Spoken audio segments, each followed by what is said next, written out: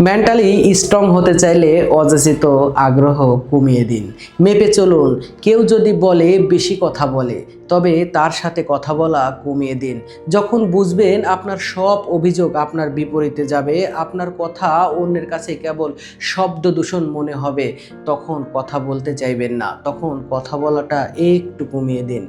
কথা বলতে চাওয়া, দেখা করতে চাওয়ার যে চেষ্টা, তা একবার পার করে ফেললেই জীবনটা হয়ে যাবে অন্যরকম। মনে রাখবেন, কথা বলার ভয়ঙ্কর ইচ্ছেরা আমাদের গলা আঁকড়ে ধরতে চায় না। একসাথে পথ চলার ইচ্ছের দায় যে আপনার একার নয়, এটা বুঝে গেলেই ঘ্যানঘ্যানে ভাবটা চলে যাবে। তাকে ভালোবাসি কিন্তু একসাথে জীবনযাপন চাই না। কারো প্রতি এরকম আগ্রহ চলে যাবার মতো কঠিন আর কিছু নেই। আগ্রহ চলে গেলেই হলেই হলো এমন একটা ভাব নিয়ে দিব্যি ঘুরে বেড়ানো যায়। কে কি বলল, কে কি ভাবলো, এগুলো নিয়ে বিরাট রকমের মাথা ব্যথা আর হয় না। মনে হয় যে যেটা ভাবে ভাবুক, আমার কোনো সমস্যা নাই। কেউ তো আর আমার জীবনটা লিড করছে না। যদি কেউ আমার জীবন লিড করতো, তাহলে তার দেওয়া বাইন্ডিংগুলো আমার জন্য গুরুত্বপূর্ণ ছিল। যেহেতু আমার জীবন আমি লিড করছি, সেহেতু আমাকে আমার মতো করেই জীবনগুলোতে গুছিয়ে নিতে হবে। অন্যের কাছে গুড ভাইব বজায় রাখার জন্য মানুষ অনেক কিছু হারিয়ে ফেলে।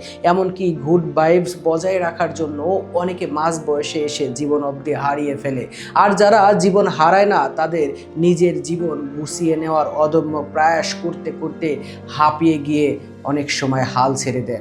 নিজের মধ্যে প্রচণ্ড পজিটিভিটি আনতে আনতে একটা সময় টের পাবেন আপনার চারপাশে নেগেটিভিটি ভরে গেছে। পজিটিভ মানুষ যেমন দেখতে সুন্দর, তেমনি তাদের স্ট্রাগলটা একটু বেশি।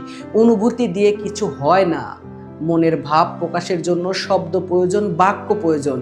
এই যে ছোটবেলায় পড়া সহজ ব্যাকরণটা, এইটা যদি আমরা একবার আয়ত্ত করে নেই এবং আমাদের ঝগড়াঝাটির স্কিলটাকে যদি একটু কমিয়ে ফেলি, শব্দ বাক্যের ঘনাঘটা কমে আসলে মন খারাপগুলা একসাথে থিতিয়ে যাবে। এক পর্যায়ে তারা থিতিয়ে যাবে, মন খারাপগুলো আর ওই রকমভাবে কাজ করবে না। নিজের কাছে পরাজিত হয়ে আবার উঠে দাঁড়াতে পারলে আপনি যে কতটা শক্তিশালী হবেন, তখন আপনি হবেন সেটার একটা উদাহরণ। এর মধ্যে ছিঁড়ে ফোটা বাড়তি ইমোশন থাকবে না।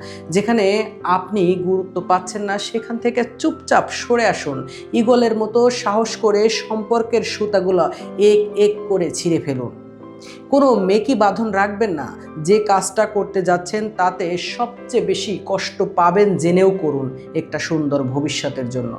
নিজের শান্তি বজায় রাখার জন্য এক প্রকার মরিয়া হয়ে উঠুন। নিজেকে বদলে ফেলুন নিজের মতো করে। নিজের ভালো লাগার গুরুত্ব দিন এবং নিজেকে নিজের মতো করে ভালোবাসতে শিখুন। আপনার জীবন হয়ে উঠবে যথেষ্ট রোমাঞ্চকর এবং ভালো লাগার মতো কিছু। আমাদের সাথেই থাকুন, টপিকবাজের সাথেই থাকুন। টপিকবাজ আপনাদের জন্য নিয়ে আসবে দৈনন্দিন নিত্য নতুন অনেক ঘটনা প্রবাহ এবং সমসাময়িক অনেক ট্রেন্ডিং বিষয়। আমাদের সাথে থাকুন, টপিকবাজের সাথে থাকুন। ধন্যবাদ।